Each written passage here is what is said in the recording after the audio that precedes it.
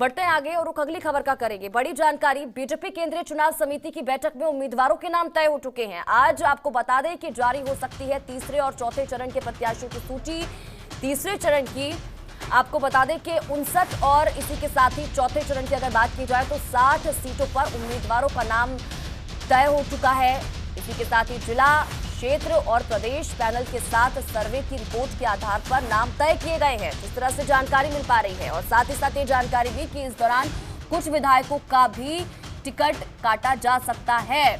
तो देखिए, बड़ी जानकारी आपके टीवी स्क्रीन पर। अवनीश हमारे संवाददाता लगातार हमारे साथ बने हुए हैं। अवनीश, जिस तरह से आप जानकारी दे रहे थे कि तीसरे चरण की सूची जारी की जा सकती है, चौथे चरण की भी यहाँ पे बात की जा रही है, लेकिन लगातार ये सवाल बना हुआ है कि अगर कुछ विधायकों का टिकट कटता है। देखिए अवनीश, हर बार हम चुनावों में यही देखते हैं, कितनी चुनौती ये बीजेपी के लिए हो जाएगी, क्योंकि अगर विधायकों का टिकट काटा जाएगा और उनको उनकी जिस तरह से आपने पहले भी बताया था कि दूसरी जिम्मेदारियां उनको दी जाएंगी, अगर वो नहीं मानते हैं तो क्या होगा?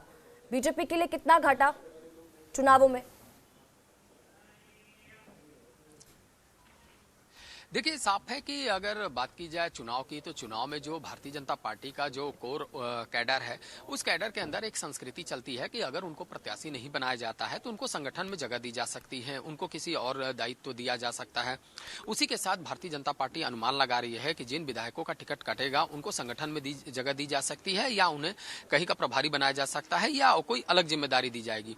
तो साफ है कि जिस तरीके से जिनको जाना था वो जा चुके हैं, क्योंकि लगातार देखने को मिला था कि जो आरोप लगते रहे हैं वो आरोप लगाने वाले समाजवादी पार्टी से जुड़ चुके हैं, और उसमें 3 उत्तर प्रदेश सरकार के मंत्री भी थे, और उसमें करीब उनको लेकर 14 विधायक थे। तो इन लोगों ने समाजवादी पार्टी का दामन थामा, किसी ने बहुजन समाज पार्टी का दामन थामा, लेकिन ऐसे में माना जा रहा है कि जिनका टिकट कटेगा वो अभी किसी और दल का दरवाजा खटखटा सकते हैं, लेकिन अनुमान लगाया जा रहा है कि उनको भी संतुष्ट करने की केंद्रीय नेतृत्व कोशिश करेगी और अपनी तरफ से बातचीत भी करेगी कि संगठन में उनको जगह दी जाए और उनको अलग दायित्व और जिम्मेदारी निभाने के लिए कुछ न कुछ दायित्व दिया जाए। तो साफ है कि अपनी तरफ से भारतीय जनता पार्टी ने रणनीति साफ कर दी है, और इसी के तहत वह विधानसभा चुनाव में आ रही है। और साफ तौर पे भ्रष्टाचार, गुंडाराज और आतंकवाद को अहम मुद्दा उन्होंने बनाया है, महिला सुरक्षा को अहम मुद्दा बनाया है, और इसी के साथ समाजवादी पार्टी पे वो लगातार प्रहार कर रही है, और अपने यहाँ किसी भी भेदभाव या गुटबाजी से वो साफ इनकार करती हुई नजर आ रही है। लेकिन साफ है कि विधानसभा चुनाव में जिस भी दल के विधायक का टिकट कटता है तो कहीं ना कहीं गुटबाजी देखने को मिलती है, और ऐसे में अब देखने वाली बात होगी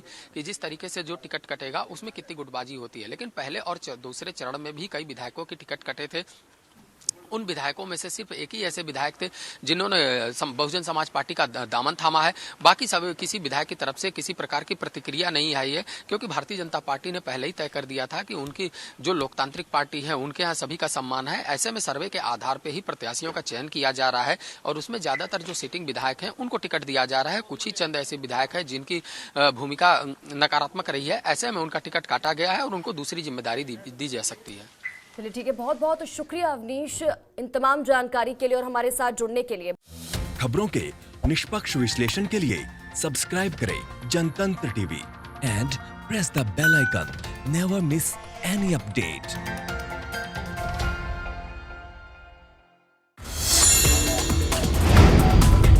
Download the Janatantra TV app, available on Google Play and App Store. Download it now.